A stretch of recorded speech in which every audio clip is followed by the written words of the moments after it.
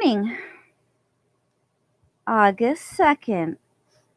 All right, so today it is written here in the Pagan Book of Days that, here, let me turn this off. Oh, it's not going to make a difference, is it? Pardon the fan sounds. Whoosh. The crowd goes wild. Yay for the Pagan Book of Days. Okay, so August 2nd, and which is noted as the day of William II Rufus. Okay. I've got some thoughts on that name, but I'm gonna pass on that for now because I didn't do a whole lot of research, or should I say, anyway.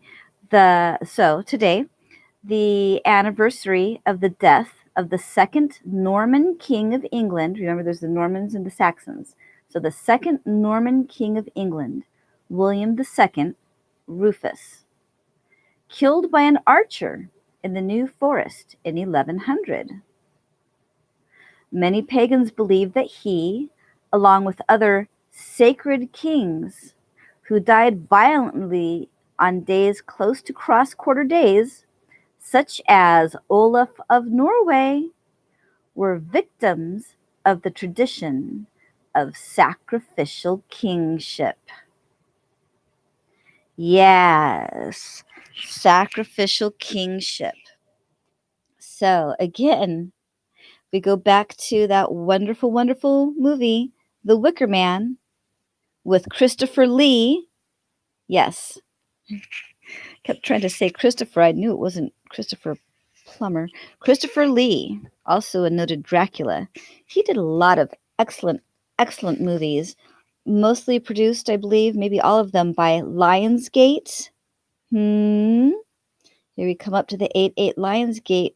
All of this is significant. There is no coincidence in the movie industry. I think we've pretty much come to that realization, right? So I'm going to read this one more time. So 2nd of August, 2nd. This is William II Rufus. Okay, so he was put up as a sacrifice. And what happens when somebody's getting, roofied? They get taken, don't they? Right? So, anyway, that's what I'm saying. It's like speculation. Who knows? But there's a lot of names, right? So, the anniversary of the death of the second Norman King of England, William II Rufus, killed by an archer. Could read into archer a whole lot of things. In the New Forest. New Forest. In 1100. 11. Many pagans believe that he, along with other sacred kings who died violently on days close to the cross-quarter days, such as Olaf of Norway, were victims of the tradition of sacrificial kingship. So, the sacrifice of the king to bring renewal for the people, for the land, because the king, the queen, the top of the chart there is the embodiment of the country. And if the country isn't going well, then, well, the tradition is blood is spilt, right? And so sacred kings, separate kings, sacrificial kingship. So it's not necessarily the ruler who is sacrificed, but someone who would be king, someone who would show up and say, I'm the king, because that's a heavy burden to be the monarch. The Yeah. And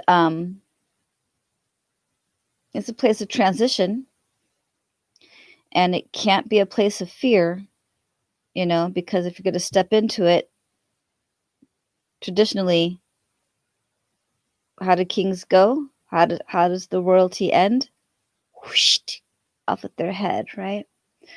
So in the movie The Wicker Man, we are taught of the dreadful sacrifice, the appointment with the Wicker Man, and somebody who shows up with authority of the king, and as a fool says, I'm in charge, I'm in charge, is the one who becomes the dreadful sacrifice so that the land can continue to live. It's a wonderful movie. Oh, I recommend it. It's got such great music. So, the other thing that jumps out at me is Olaf of Norway. And you know that movie Disney put out, Frozen? Well, I saw the first one. Years after it came out, I was like, kind of sat down in front of it saying, oh, just watch it with me. And I didn't really care for the movie, especially the doofy character of Olaf the snowman, a weird guide, right? Well, what does a snowman do? A snowman melts. I didn't see Frozen 2, so I don't know what happens. A magic snowman comes back to life like Frosty with his hat. I don't know. Maybe. But I'm just reading into things from here in the book. So Olaf of Norway, again, the snowman melts, dies with the season, and then so the land takes that water and gets rebirthed. So, sacred kings, look out if anybody starts offering you wicker furniture. Say something more like, well, I prefer furniture with a bit more substance, and hold out for good foundations that aren't going to pass from season to season, right? Temporary solutions aren't lasting. They have to be, everything needs maintenance. I mean, that's just a fact. Everything needs maintenance, everything needs attention. And even wicker can last a long time if really cared for. But it also can't take a whole lot of weight. It's not really meant to last forever. So, yeah, keeping that in mind, happy day. Be sure you're making solid choices and not being put into somebody else's agenda as some kind of disposable piece, because they call you, something flattering, or just because you think you have an authority of some other power to show up to boss people around, because then what does the crowd do? They'll let you know if it's not good, and you'll be gone, and they'll just go to something else. So be careful, be true, be honest in your dealings. Seriously, there's really no reason to ever not be straight up front and factual. If there's a problem, own it. And if there's no problem, maintain what's good, sweep out what's not working, and build a good life.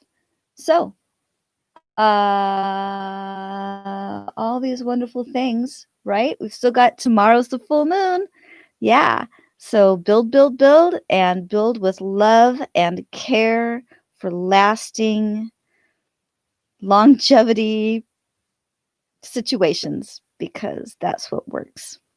Okay, sweets. Love you. Have a good one.